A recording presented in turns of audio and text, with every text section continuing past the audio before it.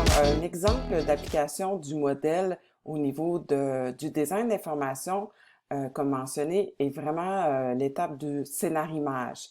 C'est là où finalement on va concevoir l'ensemble de l'activité et ben ça peut être un cours, ça peut être un programme même, mais c'est là où on va vraiment découper, préciser quel sera le texte, les images utilisées dans le cadre de ce programme, cours ou activité.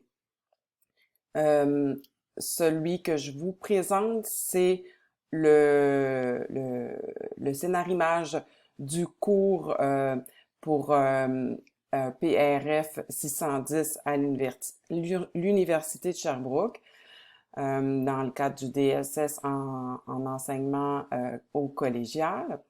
Donc ici, j'ai les différents modules et le découpage là, finalement dans les modules.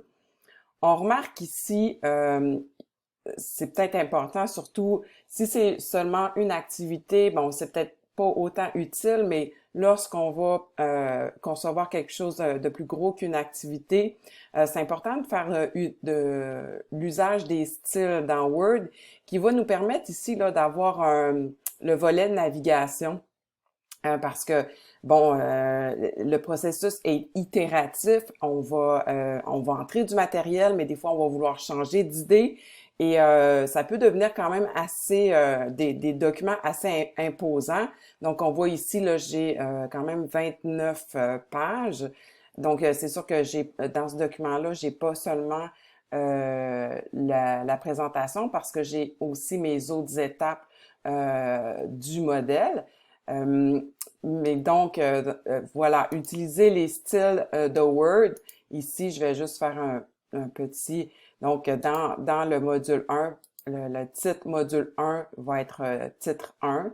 Et ensuite, je vais poursuivre avec les autres styles comme ça pour m'assurer d'obtenir comme ça le volet de navigation. Pour faire apparaître le volet de navigation, on va dans Affichage ici et on clique sur volet navigation. Moi, je suis en Mac présentement.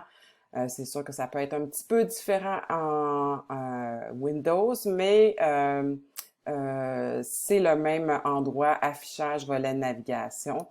Et là, on clique sur la table des matières. Donc, je vais je vais aussi faire un petit peu de mise en page à ce niveau-là, si je pense avoir, mais qui pourrait changer dans les étapes suivantes, mais par exemple, intégrer une image à côté d'un texte pour dynamiser un peu la mise en page. On remarque également qu'à ce stade-ci, je vais mettre les sources de mes images, hein, donc très important de préciser la source. Ce sont des images gratuites, mais bon, c'est quand même bien vu de laisser le nom de l'auteur, donc utiliser ici, trouver sur Pexel. Et je vais également ajouter le texte alternatif, qui est le texte utilisé par les systèmes pour les personnes non-voyantes. Donc, toujours, j'ai pensé à ce stade-ci à ajouter le texte alternatif pour mes images.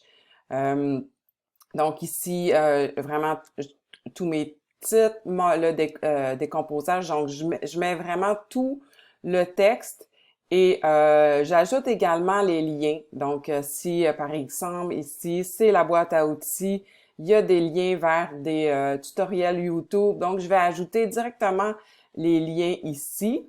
Parfois, j'aime laisser des petites traces ici pour me dire, ben ça, je peux pas l'ajouter le lien directement, mais ça va être un lien que je vais ajouter sur Moodle parce que moi, je sais que ce matériel-là va se transférer sur Moodle, mais il pourrait se transférer aussi sur une autre plateforme. Ça pourrait être transformé en page web, en présentation Prezi, même en présentation PowerPoint. Je vais toujours quand même commencer la démarche par faire mon design d'information de cette manière-ci. Et donc, on voit ici, j'ai mes lectures, j'ai J'ajoute ici non seulement un lien vers la lecture, un lien web, j'ajoute également la référence et moi j'ai utilisé ici Mendeley pour qu'à la fin j'ai automatiquement